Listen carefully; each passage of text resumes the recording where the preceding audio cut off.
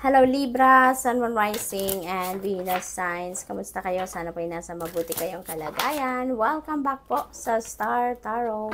Kung bago kayo rito, welcome din kayo. Thank you sa inyong support. I truly appreciate it. God bless you all. Libra, maraming salamat po sa inyong super thanks. Maraming salamat din sa pagpapadala ng inyong mga donasyon sa ating channel. Thank you for your generosity.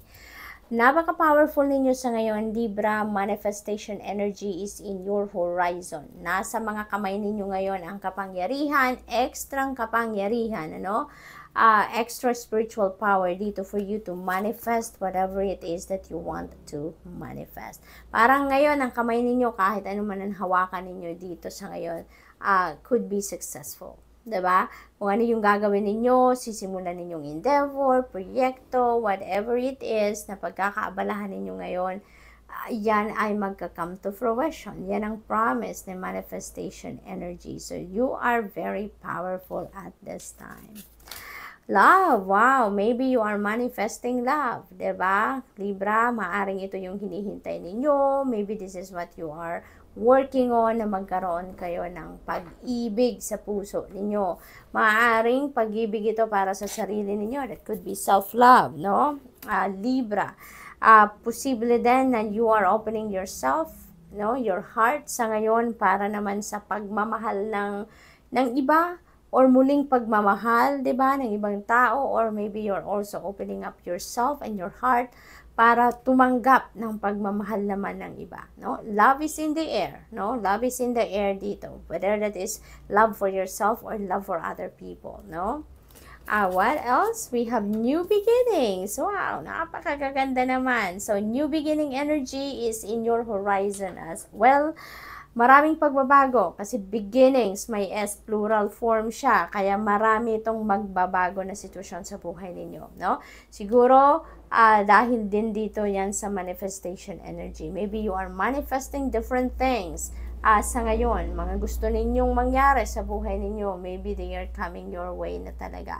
Dito sa new beginnings energy, that could also be a beginning in a love or romantic relationship. Maaring ganun ang ganap. Maaring, if you are single and you're looking for love sa ngayon, maybe yun ang sisimulan ninyo. Maybe you're,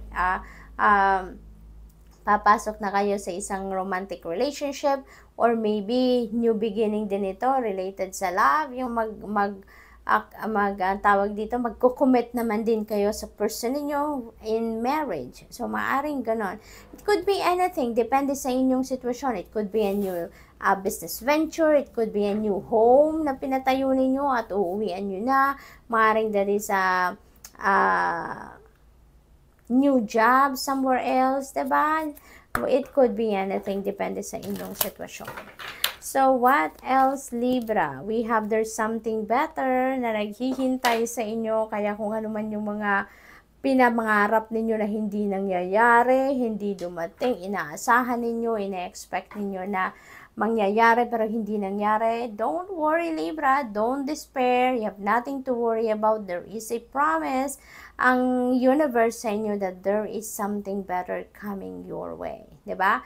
Kung may mga bagay na hindi nangyayari sa buhay natin na gusto nating mangyari, may mga bagay na hinihintay tayo na dumating pero hindi dumadating, it's because maybe it's not for your highest good, it's not for your best interest, or maybe it is not in divine timing yet, or posible din na it's not part of the divine plan para sa'yo. Kaya kahit anong gawin natin, kahit anong gawin ninyo, it's not gonna happen, diba? But in this case, no, there is something better na piniprepare sa inyo ang universe, no? So rest assured, no, na something is coming your way. Something amazing is coming your way. Kasi this is something better na talagang mas mabuti, mas maganda, no? Kisa doon sa kung ano ang ine-expect niyo. Get more information. Ayan, so dito siguro sa get more information, that could be related to love. Maaring dito yon before kayo pumasok sa isang relasyon, maybe get more information about the person, posibleng ganon. Maaari din na yung get more information energy na to related dito sa new beginnings. Maybe you're starting a new job, you're interested to start a new business venture. So, kung ano pa man yan, siguro this is related to that, na before you jump into it, no, before kayo mag-commit sa kung ano man ang bagay na yan na nakikita ninyong gusto ninyong simulan, you know, get more information. Mag-research pa kayo, mas mabuting marami kayong alam regarding whatever it is na gusto ninyong simulan or gusto ninyong pasukin, di ba? Ask for help from others if you can do it yourself, if you can do it on your own, no? Huwag kayong mahiyang humingi ng tulong sa iba, no? Kasi, di ba, always remember that help is always available to you, no? Lagi at laging merong handang tumulong sa inyo. You just need to reach out, Libra. Okay? You just need to reach out to people na alam ninyo, sigurado kayo na matutulungan kayo. Okay? So, what else? There could be also, you know, maaaring sinasabi din ng card na to sa inyo na there are people around you that are very helpful of you, willing tumulong sa inyo, no, at any cost. Kaya, huwag kayong mahiyang humingi ng tulong. Huwag kayong mahiyang lumapit, no? We have Ace of Wands. This is a new beginning energy. Another new beginning. So, ang iba sa inyo dito, most likely, magbabago ng karera, magsisimula ng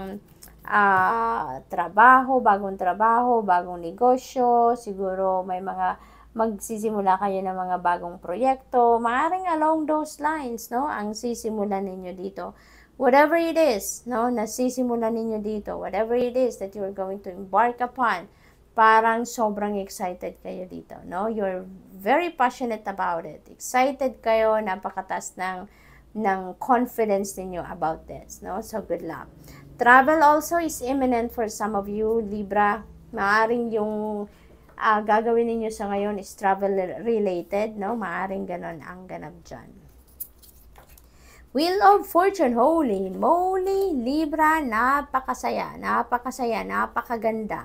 Destiny is at play, no? Sa buhay ninyo sa ngayon, sobrang swerte kayo sa ngayon in any form, in any area of life.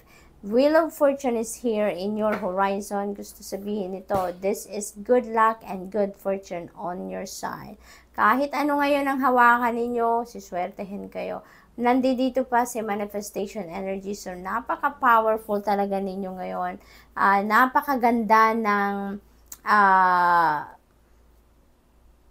energetic frequency ninyo sa ngayon, napakataas. Kaya you're really going to manifest beautiful things sa buhay ninyo at this time. Sa Wheel of Fortune din, napakaswerte din ninyo because this is going to bring positive change sa buhay ninyo. Destiny is at play.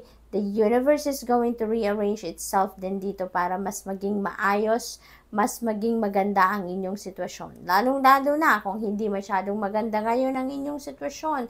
You know, rest assured that that situation is going to improve. Your situation is going to change for the better na sa ngayon with the Wheel of Fortune energy.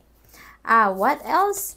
We have 10 of Swords. Ayan, this is another beautiful energy because 10 represents endings and beginnings. So, meron na tayong pangatlo na to na new beginning energy, no? There is going to be something na nagpabigat sa buhay ninyo, nagpahirap sa inyo, no? Nagpaluha sa inyo in the past, na ngayon, pagtatagumpayan nyo na malagpasan, no? You are going to come out victorious na sa ngayon, no? You're going to put a period on it, no? Maglalagay na kayo ng ending dito sa sitwasyon na to. Nahirapan na kayo, naiyak na kayo, umiyak na kayo at lahat, nahirapan na kayo sa sitwasyon ninyo in the past. Dito, you're going to realize na ngayon na it is about time na to put an end to this. You're going to put the closure na dito sa inyong sitwasyon. Babangon na kayo ngayon sa kung ano man ang hirap na pinagdaanan ninyo dito. You're going to put that to a close at handa na kayo dito na magbagong buhay. Handa na kayo dito na magsimula ng panibagong buhay na mas masaya on a clean slate then. Kaya tatanggalin nyo na dito yung lahat ng bagahe sa dibdib ninyo. You are ready to move on with your life. Magsisimula na kayo ditong akapin ang bagong umaga, bagong buhay, bagong pag-asa. You know, there is going to be a realization dito coming in sa sarili ninyo na it's about time na to move on with your life. So, good luck, Libra, and that's all I have for you for the week. Thank you for watching. Love and light. Namaste.